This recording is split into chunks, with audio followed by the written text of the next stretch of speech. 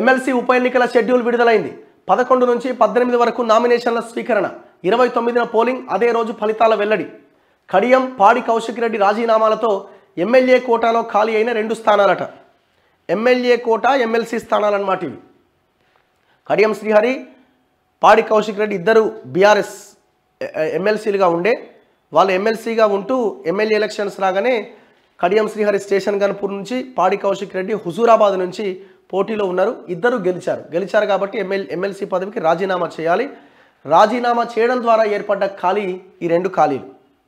So ఆ రెండు స్థానాలకి notification release అయింది. ఇప్పుడున్న బలాబలాల ప్రకారం చూసుకుంటే 64 కాంగ్రెస్కు ఉన్నారు, 39 బీఆర్ఎస్కు ఉన్నారు. సో చెరొకటి వచ్చే అవకాశం ఉంది అని అంటున్నారు. మరి ఆ ఎమ్మెల్యేలు వేసే ఓటింగ్ బట్టి ఫలితం ఆధారపడి ఉంటుంది. రాష్ట్రంలో ఎమ్మెల్యే కోటా కింద ఖాళీగా ఉన్న 2 ఎమ్మెల్సీ స్థానాల ఉప ఎన్నికకు ఈసీ గురువారం షెడ్యూల్ ప్రకటించింది. బీఆర్ఎస్ ఎమ్మెల్సీలు కడియం శ్రీహరి, పాడి కౌశిక్ రెడ్డి అసెంబ్లీ ఎన్నికల్లో గెలుపొందడంతో ఎమ్మెల్సీ పదవులకు రాజీనామా చేసిన విషయం తెలిసిందే. ఈ క్రమంలో ఉప ఎన్నిక నిర్వహించేందుకు ఈసీ షెడ్యూల్ విడుదల చేసింది. ఈ నెల 11న ఎన్నికల నోటిఫికేషన్ జారీ చేయబోతున్నది. అదే రోజు నామినేషన్ల స్వీకరణ ప్రక్రియ ప్రారంభమవుతుంది. 18తో నామినేషన్ల గడువు ముగియబోతున్నది. 19వ తేదీన నామినేషన్ల పరిశీలన, 22 దాకా ఉపసంహరణకు అవకాశం ఉంటుంది. 29న ఉదయం 9 నుంచి సాయంత్రం 4 వరకు ఎమ్మెల్సీ ఉప ఎన్నికల పోలింగ్ నిర్వహిస్తారు. అదే రోజు సాయంత్రం 5 గంటలకు ఫలితాలు వెల్లడిస్తారు.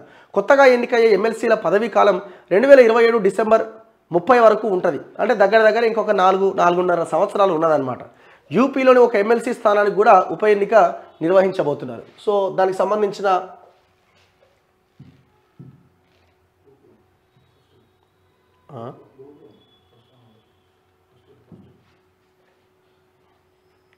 ఇదే నోటిఫికేషన్, ప్రెస్ నోట్ నిన్న రిలీజ్ చేశారు. Issue of notification January 11, 2024.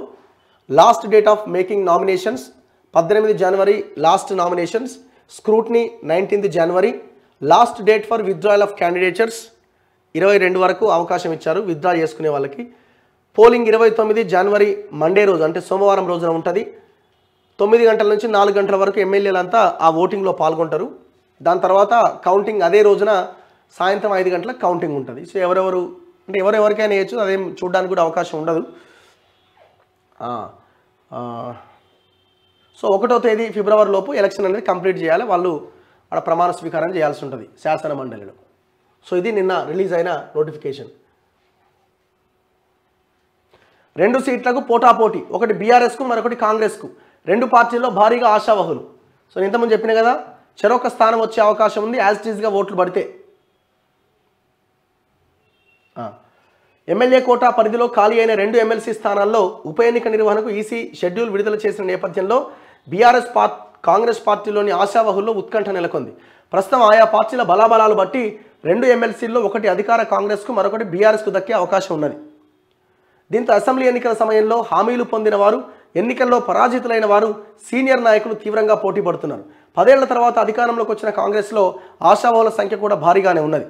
ప్రధానంగా టీపీసీసీ వర్కింగ్ ప్రెసిడెంట్లు మహేష్ కుమార్ గౌడ్, జగ్గారెడ్డి, సీనియర్ నేత వేణుగోపాల్ తమకు అవకాశం కల్పించాలని అధిష్టానాన్ని కోరుతున్నారు. మైనార్టీ వర్గానికి ప్రాతినిధ్యం కల్పించాలని అధిష్టానం నుంచి సంకేతాలు ఉన్నందున తమ పేర్లు పరిశీలించాలని షబ్బీర్ అలీ, అజారుద్దీన్, ఫెరోజ్ ఖాన్ కోరుతున్నారు. ఇటీవల ఎన్నికల్లో పార్టీ అభ్యర్థుల విజయం కోసం కృషి చేసిన మైనార్టీ వర్గం నేతలు షబ్బీర్ అహ్మద్, అలీ మస్కదీ పేర్లు సైతం వినిపిస్తున్నాయట.